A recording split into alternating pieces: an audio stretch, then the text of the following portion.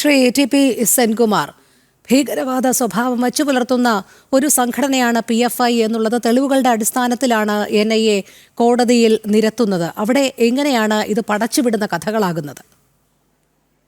ഒന്നാമത്തേൽ അദ്ദേഹം മനസ്സിലാക്കുക, PFIയെ ബാൻ ചെയ്തിരിക്കുന്നത് ഒരു ജുഡീഷ്യൽ ട്രൈബ്യൂണൽ അത് ശരിവച്ചതിന് ശേഷമാണ് ആ 5 വർഷത്തേക്കുള്ള നിരോധനം തുടരുന്നത്. പിന്നെ അദ്ദേഹം പറഞ്ഞിരിക്കുന്നത് പോലെ ഈ ചുണ്ടയ്ക്ക കൊടുത്ത് വഴുതനങ്ങ വാങ്ങിച്ചൊന്നുമില്ല. ആലപ്പുഴയിൽ ആദ്യം ഉണ്ടായിരുന്ന ആക്രമണം നന്ദു എന്ന RSSകാരനെ ചേർത്തലയ്ക്ക് അടുത്ത് വെച്ച് കൊന്നതാണ്. അതിനുശേഷമാണ് മണ്ണഞ്ചേരിക്ക് അടുത്ത് വെച്ച് ഒരു PFIക്കാരൻ കൊല്ലപ്പെടുന്നത്. അദ്ദേഹം നടത്തുന്ന പ്രസംഗങ്ങളൊക്കെ നമ്മൾ കേട്ടതാണ് അതിനു മുമ്പ്. അതിൽ ഒരു ബന്ധമില്ലാത്ത രഞ്ജിത്ത് ശ്രീനിവാസിൻ്റെ വീട്ടിലേക്ക് പോയി അവിടെ എത്ര ക്രൂരമായിട്ടാണ് മർഡർ നടത്തിയതെന്ന് നമ്മൾ കണ്ടതാണ്. ഇതുപോലെ തന്നെ പാലക്കാട്ടും. അതുകൊണ്ട് ഇത് അങ്ങോട്ട് ആക്രമിച്ചിട്ട് തിരികെ ഉണ്ടാകുന്നതല്ല, ഇത് ഭീകരത വളർത്താനാണ്. അഭിമന്യുവിനെ കൊന്നത് എന്തിനാണ്? ഭീകരത വളർത്താനാണ്. അപ്പോൾ അതിലെ പ്രതികളെ ഇതുവരെ പിടിച്ചിട്ടില്ല. അപ്പോൾ അതൊരു ഭാഗത്ത് നിൽക്കട്ടെ. അപ്പോൾ ഈ PFIക്ക് ഭീകരത വളർത്തി ആ ഭീകരതയുടെ മുഖം കൊണ്ട് മറ്റുള്ളവരെ ഭീഷണിപ്പെടുത്തി വഴിക്കാക്കാം എന്നുള്ള ഒരു തോന്നലുണ്ടായിരുന്നു. അതുകൊണ്ടാണ് അവരെ നിരോധിച്ചത്, അവരുടെ പ്രവർത്തനം.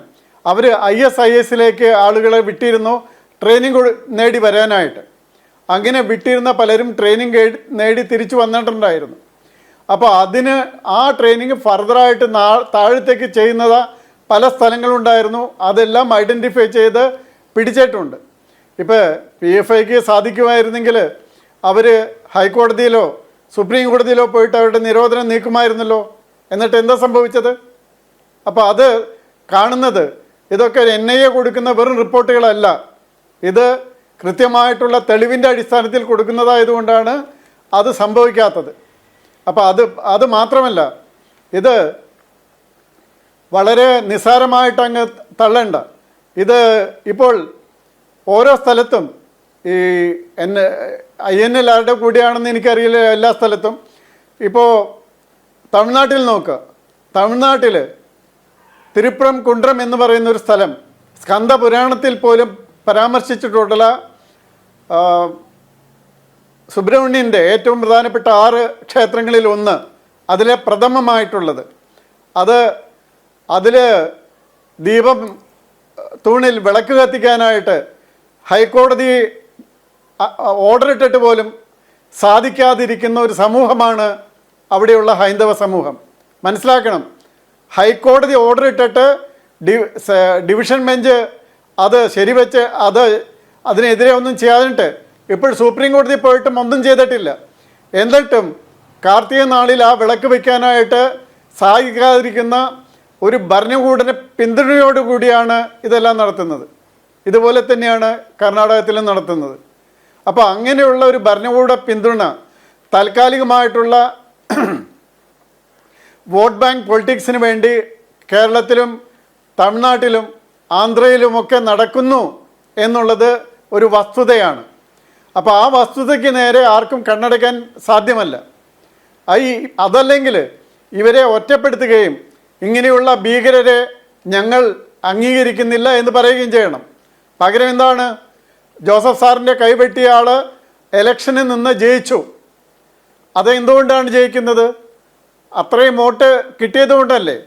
അപ്പോൾ അത്രയും വോട്ട് കിട്ടുന്ന വിധത്തിൽ അയാൾക്ക് ആ സമൂഹത്തിൽ പിന്തുണയുണ്ട് എന്നുള്ളതാണ്. അപ്പോൾ ആ സമൂഹം ആരാണ്? അപ്പോൾ കൂടുതൽ ആളുകൾ അയാളെ സപ്പോർട്ട് ചെയ്തുകൊണ്ടല്ലേ അയാൾ ജയിച്ചത്. ഇതാണ് അപകടകരം. ഇപ്പോൾ തന്നെ നോക്കുക, ഗാസയെക്കുറിച്ച് വളരെ എന്തെല്ലാം ചെയ്ത കാര്യങ്ങളാണ് നമ്മൾ കേരളത്തിൽ കണ്ടത്. പക്ഷെ ബംഗ്ലാദേശിൽ അവിടുത്തെ ഹൈന്ദവർക്കെതിരെ നടക്കുന്ന ആക്രമണങ്ങളിൽ ആരെങ്കിലും ഒരാൾ കോൺഗ്രസോ CPMോ അതുപോലുള്ള മറ്റ് സോക്കാൾ മതേതര ആരെങ്കിലുമോ അല്ലെങ്കിൽ മറ്റ് സാഹിത്യ നായകരോ ഒരക്ഷരം മിണ്ടുന്നുണ്ടോ? ഒരാളെ പേപ്പട്ടിയെ തല്ലുന്ന പോലെ തല്ലിയിട്ട് പച്ചയ്ക്ക് ജീവനോടെ കത്തിക്കുകയാണ്.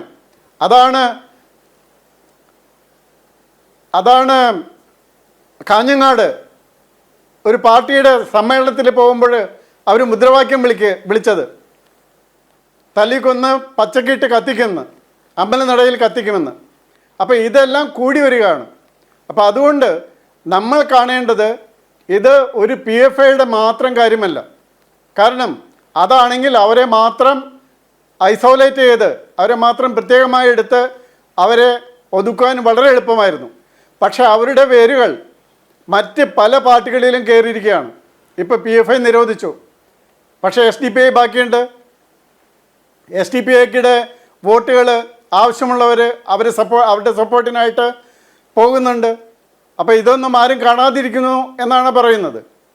അപ്പോൾ അതുകൊണ്ട് അതെ, ഏതെങ്കിലും വ്യാജമായിട്ടുള്ള കാര്യങ്ങളുടെ അടിസ്ഥാനത്തിലല്ല ഇതൊന്നും വിളിച്ചു പറയുന്നത്. ഇത് വിളിച്ചു പറയുന്നത് ഇവിടെ സ്ലീപ്പർ സെല്ലുകളുണ്ടെന്ന് ഞാൻ മാത്രമല്ല പറഞ്ഞിട്ടുള്ളത്. 5 വർഷം ഇവിടെ DGP ആയിരുന്ന ബെഹ്റ റിട്ടയർ ചെയ്ത സമയത്തും പറഞ്ഞത് എന്താണ്? ഇവിടെ ISIയുടെ സ്ലീപ്പർ സെല്ലുകളുണ്ടെന്ന് തന്നെയാണ്. അത് CPMൻ്റെ കീഴിൽ ഭരണത്തിലിരുന്ന ആളാണ്. അപ്പോൾ അതെങ്ങനെയാണ്?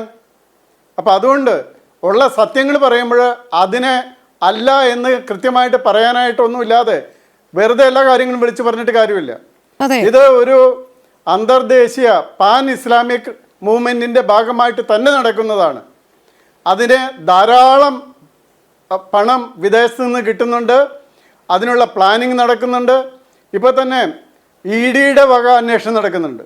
അവർ 62 കോടി രൂപയുടെ ജപ്തിയാണ് ചെയ്തിട്ടുള്ളത്. അതുപോലെ 35 പേരുടെ സാധനങ്ങൾ, അതുപോലെയുള്ള സാധനങ്ങളൊക്കെ ജപ്തി ചെയ്തിട്ടുണ്ട്. അതുപോലെ സത്യസരണി, ഇതുപോലെ മതം മാറ്റ കേന്ദ്രങ്ങൾ എങ്ങനെയാണ് എല്ലാവരെയും അവഗണിച്ചുകൊണ്ട് പ്രവർത്തിച്ചെന്നുള്ളത്, നിയമത്തിനെ അവഗണിച്ചുകൊണ്ട് നിയമത്തിന് അതീതമായി മനുഷ്യനിൽ ഭീതി വളർത്തി ആ ഭീതിയിൽ നിന്നും ബാക്കിയുള്ളവരെ കീഴടക്കി അങ്ങനെ പോകാനുള്ളൊരു സംവിധാനമാണ് PFI തയ്യാറാക്കിയിരുന്നത്. അതല്ലാതെ ഭൂരിപക്ഷ കമ്മ്യൂണിറ്റി ഇപ്പം അതുപോലെ പറയുന്നത് കേട്ടു RSSന് എല്ലാവരും എതിരാണെന്ന്. ഇന്ത്യയുടെ പ്രസിഡന്റ്, പ്രധാനമന്ത്രി, ആഭ്യന്തരമന്ത്രി, ഇന്ത്യയുടെ ഭൂരിപക്ഷം ഉള്ള പാർലമെൻറ്റ് അംഗങ്ങൾ ഇവരെല്ലാം അതിൽ നിന്നുള്ളതാണ്. അതേപ്പറ്റി എന്താണ് പറയാനുള്ളത്? അപ്പം അതുകൊണ്ട് ഈ പാകിസ്ഥാനിലും ബംഗ്ലാദേശിലും നടക്കുന്ന സംഗതികൾ നോക്കുക. പാകിസ്ഥാനിൽ 22% ഹിന്ദുസ് വിഭജന സമയത്തുണ്ടായിരുന്നു. ഇപ്പം 1% ഇല്ല. അവർക്കെന്താ സമ്മതിക്കുന്നത്? കുറച്ചാൾ മുന്നൊരു വീഡിയോ പുറത്തു വന്നു. കല്യാണം കഴിഞ്ഞ് വിവാഹം കഴിഞ്ഞ് പോകുന്ന ഒരു ക്രിസ്ത്യൻ പെൺകുട്ടിയെ തട്ടിക്കൊണ്ടുപോകുന്നു. അതേപോലെയാണ് ക്രിസ്ത്യാനികൾക്കും ഹിന്ദുക്കൾക്കും പാകിസ്ഥാനിൽ സംഭവിക്കുന്നത്. ബംഗ്ലാദേശിൽ 28% ഹിന്ദുക്കളുണ്ടായിരുന്നു, ഇന്ന് 7% മാത്രമാണ്. ആ 7% അവിടെ ജീവിക്കാൻ പറ്റാത്ത നിലവാരത്തിൽ എത്തിച്ചിരിക്കുകയാണ്. അപ്പോൾ അത് മാത്രമല്ല, അവിടെ ബംഗാളും നോർത്ത് ഈസ്റ്റിലെ 7 സ്റ്റേറ്റും അടക്കം ഒരു ഗ്രേറ്റർ ബംഗ്ലാദേശ് ഉണ്ടാക്കാനുള്ള ശ്രമത്തിൻ്റെ ഭാഗമായിട്ട് അവർ പ്രവർത്തിക്കുന്നു. അപ്പോൾ അവരുടെ ഇൻഫിൽട്രേഷൻ ഇപ്പോൾ 9% നിന്ന് 40%ആയിട്ടാണ് ആസാമിലെ പോപ്പുലേഷൻ മാറിയത് കുറച്ച് വർഷം കൊണ്ട്. അതെങ്ങനെയാണ് സംഭവിക്കുന്നത്? ഇതെല്ലാം യാഥാർത്ഥ്യങ്ങളാണ്. അപ്പോൾ അതുകൊണ്ട് യാഥാർത്ഥ്യങ്ങളെ കണ്ണടച്ച് ഇല്ലാതാക്കാൻ പറ്റില്ല. അതല്ലെങ്കിൽ അത് വേറൊരു വഴിക്ക് തിരിച്ചുവിട്ടിട്ടും കാര്യമില്ല. അല്ല, അത് തന്നെയാണ് അപകടകരമായ ഈ സാഹചര്യത്തിലേക്ക് കൊണ്ടുചെന്ന് എത്തിച്ചതും. കാരണം ഇവർ സ്ഥിരം പറയുന്ന ഈ ന്യായീകരണങ്ങളൊക്കെ 2006 തുടങ്ങി 2022 PFI നിരോധനം വരെ എത്തി നിൽക്കുമ്പോൾ അതിനിടയിൽ അവർ പ്രവർത്തിച്ചത് ഭീകരവാദ പ്രവർത്തനങ്ങൾ, ISI റിക്രൂട്ട്മെന്റ്, യുവാക്കളെ ആകർഷിക്കൽ, ഇതൊക്കെ നമ്മൾ കണ്ടതാണ്. എന്നിട്ട് വീണ്ടും നേരത്തെ നമ്മൾ പറഞ്ഞതുപോലെ കണ്ണടച്ചിരുട്ടാക്കുന്ന ഒരു പ്രവണത എന്തുകൊണ്ടാണ് വച്ചു പുലർത്തുന്നത് എന്നത് മാത്രമാണ് മനസ്സിലാകാത്തത്.